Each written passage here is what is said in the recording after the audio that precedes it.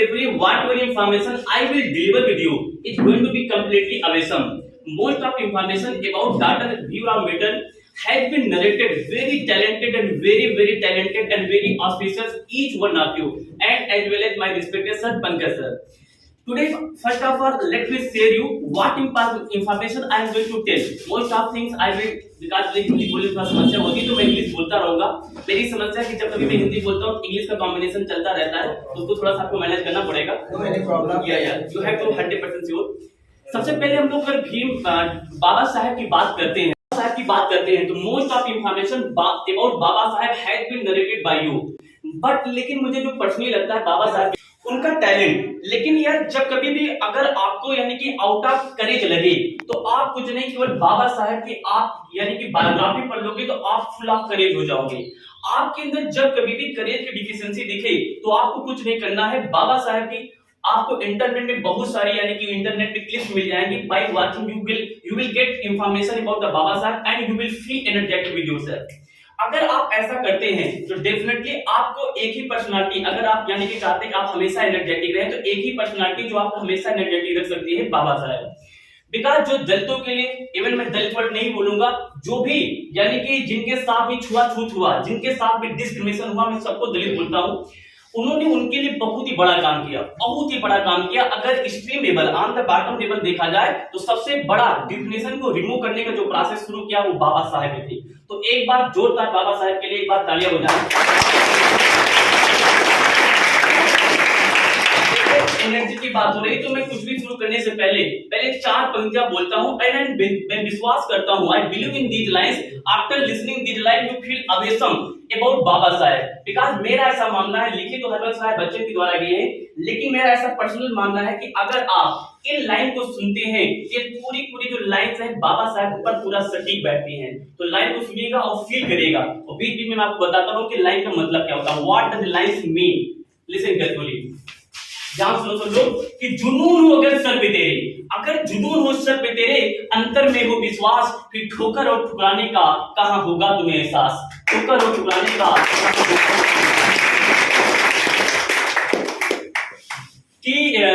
कि मुट्ठी में कुछ सपने लेकर भरकर जेबों में आशाएं, अब दिल में है अरमान यही कुछ कर जाए.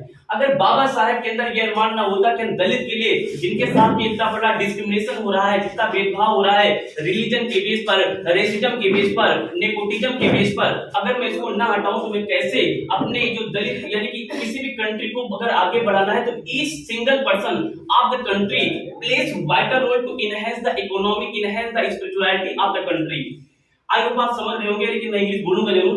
तो क्या है कि I want to make the culture of the English. अगर आपके अंदर इंग्लिश का आज मैं बाबा साहब के माध्यम से आपको ये बताना चाहता हूँ कि आज जैसे हम लोग इंडिविजुअल कोई ना कोई योगदान अपने सोसाइटी में जरूर करते हैं, तो मेरा सोसाइटी में योगदान यही रहेगा कि जो इंग्लिश की वजह से आपके जो कॉन्फिडेंस पे चार यानी कि एक ब्लॉट लग जाता है. मीन ऑफ ब्लॉट इज धब्बा.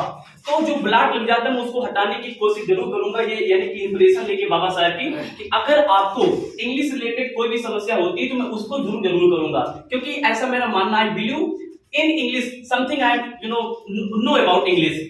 I can explain English better because diploma यानी कि जब मैंने डिप्लोमा शुरू किया था तो मेरा एक यानी कि टारगेट था I have to know how to speak English fluently in front of any kind of person given the topic of by anyone fluently.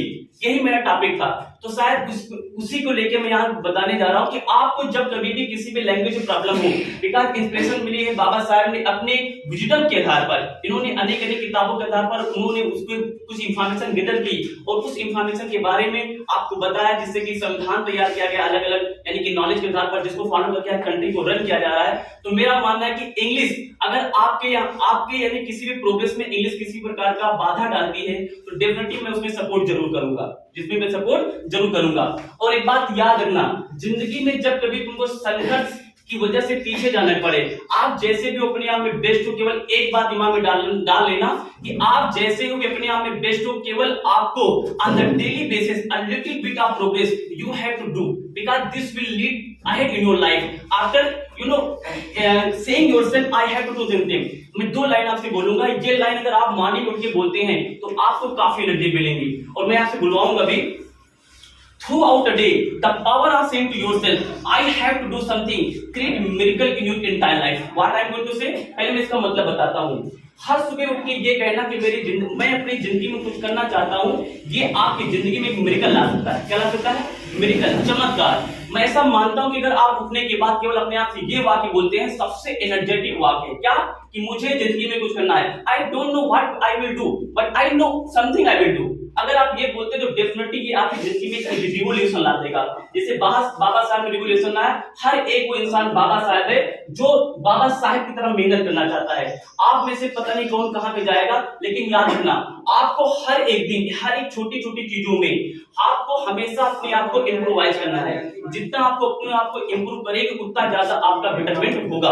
तो आपको लाइफ होना, प्लीज आप मेरे साथ दोहराइए, throughout the day I have to do something, power of saying to yourself, I have to do something, can create miracle in your entire life. I hope आपने समझा होगा कि power of saying to yourself, I have to do something, can create miracle in your life. ये बहुत बड़ी line है। अगर आप पर डे इस लाइन को बोलते हैं तो वही सबसे बड़ी ट्रिब्यूट होगा बाबा साहब के चरणों में। अगर आप कुछ कर जाते हैं, मैं ऐसे मानता हूं कि अगर आप लोग बाबा साहब के इस यानी कि इसको सेलिब्रेट करने के लिए, ऑस्पिशियस ओकेजन को सेलिब्रेट करने के लिए अगर आप यहाँ पे गैदर्ड हुए हैं, तो आपको इनसे कुछ यानी कि लर्निंग भी लेनी चाहिए। वो लर्निंग है to improve yourself on the daily basis. आपको हर एक दिन एक नई क्वालिटी सीखना है, हर एक दिन एक नई इंफॉर्मेशन के साथ आपको आगे बढ़ना है। यही बाबा के साहब के चरणों में एक बड़ी ट्रिब्यूट होगा, सबसे बड़ा ट्रिब्यूट होगा। आपको कुछ ना कुछ मैथमेटिकली, फिजिक्स जो भी चाहते हैं। और लास्ट में एक चीज, दो तीन बातें मैं बता दूंगा, 1 सेकंड। क्या बाबा साहब एक ऐसे पर्सनालिटी जिनके बारे में 3 शब्द इनके पर्सनालिटी में आ जाते हैं। मैं पहले इंग्लिश में बोलूंगा, फिर मैं आपको हिंदी बता दूंगा। पहला है फिजियोलॉजी, साइकोलॉजी एंड स्पिरिचुअलिटी। अगर आप स्पिरिचुअलिटी की बात करते हैं तो बाबा साहब से बड़ा स्पिरिचुअल मैन मैंने देखा ही नहीं। मैं ज्यादा तो बाबा साहब के नहीं यानी कि नहीं जानता हूं इनके ज्यादा बारे में, लेकिन whenever I'm going to get time, because my schedule is very busy, whenever I'm going to get time on internet through the book, I don't have right now book, but through the internet I am going to understand about the Baba Sahib. और spirituality सब का मतलब होता है अध्यात्म। अध्यात्म मतलब होता है कि who I am and what is the existence of our body and what is the fundamental of the thinking of the thought. ये सारे कॉम्बिनेशन बाबा साहब बताते हैं। अगर आप बाबा साहब को पढ़ते हैं तो जो स्पिरिचुअलिटी है, यानी जो भगवान को जाने तरीका भगवान है या नहीं है, की पूरी बातें आपको बाबा साहब अच्छा कोई नहीं बता सकता। आप अगर इनकी अंडरस्टैंडिंग करते हैं on the puree fundamental level, तो डेफिनेटली आपको कुछ ना कुछ रिवोल्यूशन आपके दिमाग में पैदा जरूर होगा। तो आपको हमेशा जितने भी, नॉट ओनली बाबा साहब, जितने भी लेजेंड है, जैसे पंकज सिंह ने कहा भगत सिंह, जैसे आपने सुना होगा नेल्सन मंडेला के बारे में। नेल्सन मंडेला और बाबा साहब का बिल्कुल इक्वली कंट्रीब्यूशन रहा है डिस्क्रिमिनेशन को रिमूव करने के लिए। जैसे दक्षिण अफ्रीका में यानी कि नेल्सन मंडेला ने, जैसे वहां पे उन्होंने डिस्क्रिमिनेशन यानी कि भेदभाव दूर करने के लिए वहां पे उन्होंने जो काम किया है, आप सोच सकते हैं 27 इयर्स एक बंदा नेल्सन मंडेला जेल में बंद था, उसके बाद वो जेल से बाहर आता है, आउट ऑफ जेल आता है, आउट ऑफ प्रिजन आता है, and he was selected as a president of the South Africa. You can imagine कितना यानी कि एक अपने आप को बेटर करने की सोच चाहिए, समाज में एक रिवॉल्यूशन लाने का सोच चाहिए होता है। तो जो 27 साल जेल में बंद होने के बाद इवन नेल्सन मंडेला जी ने देश ने यानी कि जो पब्लिक थी उनको अपना मसीहा इन द सेंस उनको अपना प्रेसिडेंट चुना, और उन्होंने 5 जितने भी साल का वहां पर सेशन होता होगा उतने साल अच्छे से उसको रन किया। तो हमें अलग अलग पर्सनालिटी से अलग अलग इंफॉर्मेशन सीखनी होगी, और उस इंफॉर्मेशन को हमें लाइफ इंफॉर्मेशन सुनना इंपॉर्टेंट नहीं है। Learning listening of the information about the legend is not important. After listening you have to apply what information you have getted from the personality and the legend, because this is the must more important than anything else. किताबें हमें उतना नहीं समझाती जितना एक आदमी का जो यानी कि जितने भी लेजेंड होते हैं, जितनी पर्सनालिटी होती है, उनका बैकग्राउंड सिखा जाता है, उनकी जीवनी सिखा जाती है, उनकी बायोग्राफी सिखा जाती है, क्योंकि उनकी बायोग्राफी में ये पता चलता है कि how you can get your success, what are the scenario, by accepting, by applying in your life you can also get your success.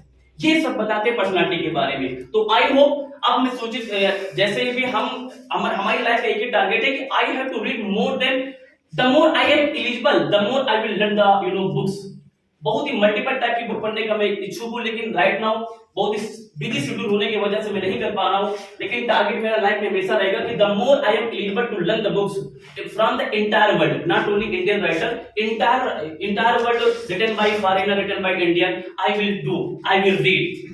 Because जितना आपको मैथमेटिक्स, जितना आपको फिजिक्स की बुक नहीं सिखाती है, मेरा ऐसा मानना है कि एक लेजेंड के बारे में इंफॉर्मेशन आपको सारी की सारी रिवोल्यूशन को ले जाती है। मेरा ऐसा पर्सनल मानना है कि आज अगर आप जिंदगी में कुछ भी करना चाहते हैं तो आपको एक वर्ड होता है मोटिवेशन, एक होता है inspiration. Motivation always comes from outer to inner, but inspiration comes from inner.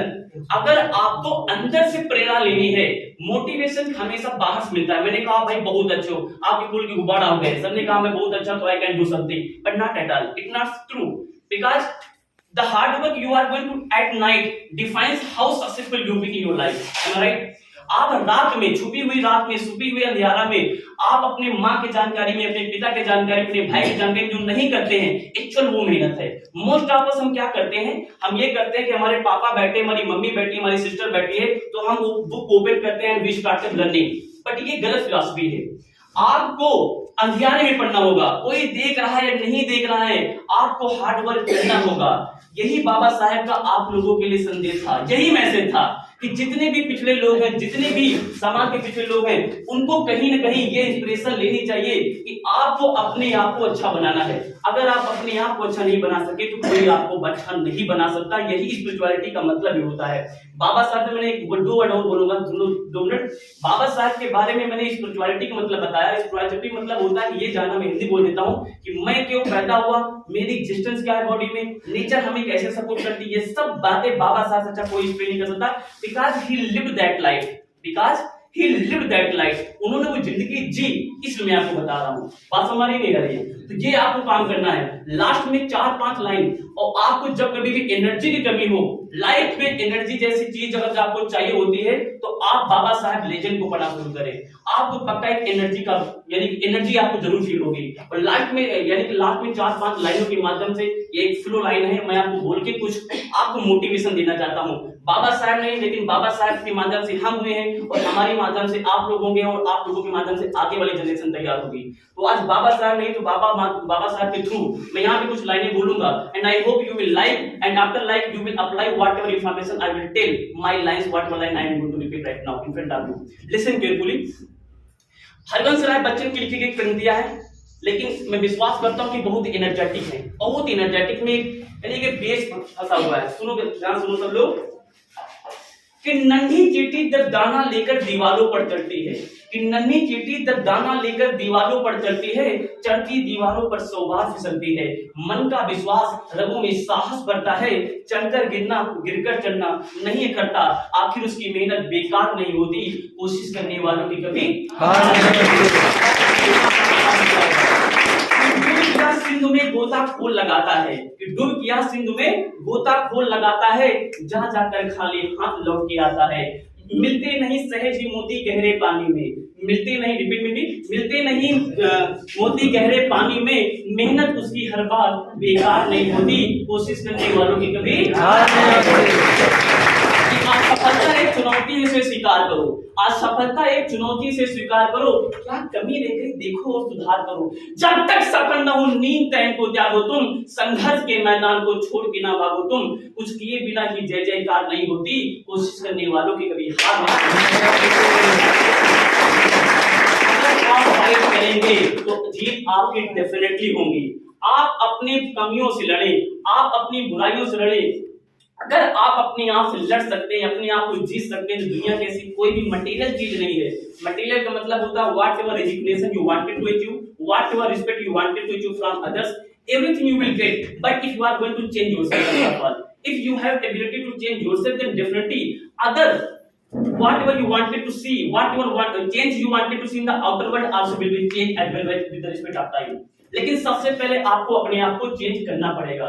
आपकी जो भी रिक्वायरमेंट है, आपको, आपका जो भी गोल है, जो भी डेस्टिनेशन है, बाबा साहब के चरणों में वो एक श्रद्धांजलि होगी।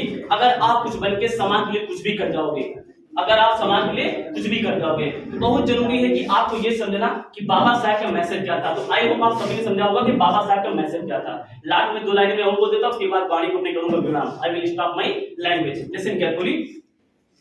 कि उलझने बढ़ती गई मैं झेलता रहा, कि उलझने बढ़ती गई मैं झेलता रहा, वक्त ने मैदान उतारा मैं खेलता रहा। उलझने बढ़ती गई मैं झेलता रहा, वक्त ने मैदान उतारा मैं खेलता रहा। लोग कहने लगे कि तू पागल हो जाएगा, लोग कहने लगे कि तू पागल हो जाएगा। मैं उनकी बातों को सुनता रहा, उनकी बातों को मन में दबाए मैं अपने सपनों को बुनता रहा। अरे कैसे मैं बताऊं उन्हें कि जब मेरा वक्त बदलेगा ना, तब मैं नहीं, मेरा विश्वास बदलेगा और फिर एक दिन ये पागल ही इन लोगों को नहीं, पूरे इतिहास बदलेगा।